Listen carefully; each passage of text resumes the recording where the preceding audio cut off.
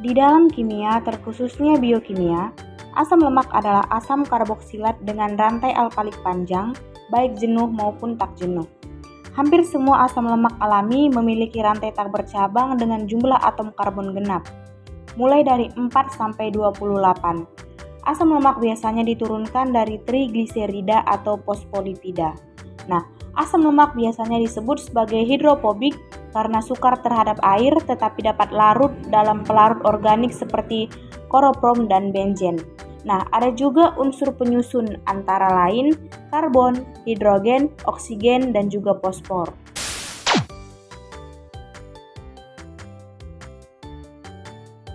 Ini kami akan menguji keberadaan lemak dengan menggunakan Pengujian pertama keberadaan lemak di sini kami menggunakan bahan yaitu kemiri, jeruk nipis, dan juga minyak goreng. Pengujian keberadaan lemak dapat dilakukan dengan uji sederhana, dengan mengoleskan bahan uji ke kertas. Pengujian ini relatif mudah karena hanya mengoleskan bahan ke kertas. Walaupun hasil yang diperoleh tidak spesifik, tapi cukup menunjukkan hasil yang signifikan.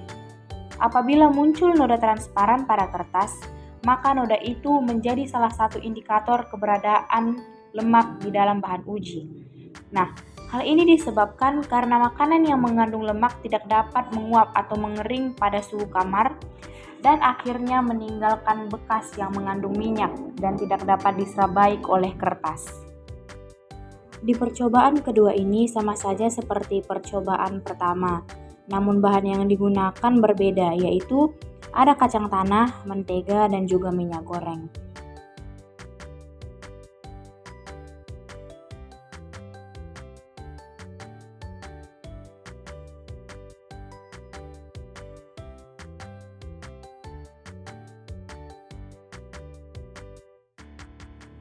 Di percobaan ketiga, kami menggunakan bahan yaitu telur, keju, dan juga minyak goreng.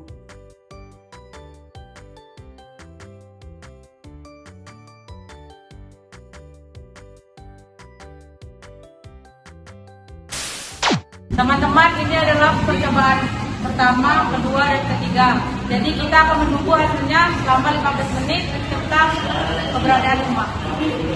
A few moments later.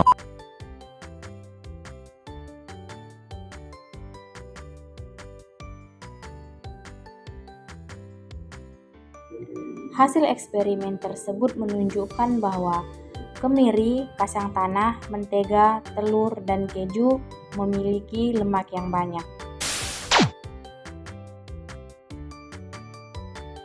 Proses katabolisme lemak. Pertama, lemak akan diuraikan menjadi molekul asam lemak dan gliserol. Nah, kemudian gliserol akan diubah terlebih dahulu menjadi gliserol 3-fosfat yang akan membentuk asam piruvat dalam jalur glikolisis. Kemudian akan membentuk ke siklus Krebs terlebih dahulu untuk membentuk asetil-CoA. Sementara molekul asam lemak akan melalui proses beta oksidasi membentuk asetil-CoA, kemudian masuk ke siklus Krebs.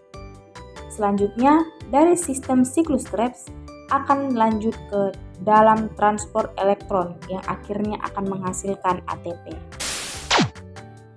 Kesimpulan, asam lemak adalah turunan dari trigliserida atau fosfolipida, di mana hampir semua asam lemak alami memiliki rantai tak bercabang dengan jumlah atom karbon genap. Jenis dari asam lemak berupa asam lemak jenuh dan tak jenuh. Nah, proses dari katabolisme lemak yaitu asam lemak mula-mula akan mengalami proses beta oksidasi sehingga menghasilkan asetil-CoA, lalu asetil-CoA masuk ke siklus Krebs dan dilanjutkan ke transport elektron dan dari sanalah dihasilkan ATP.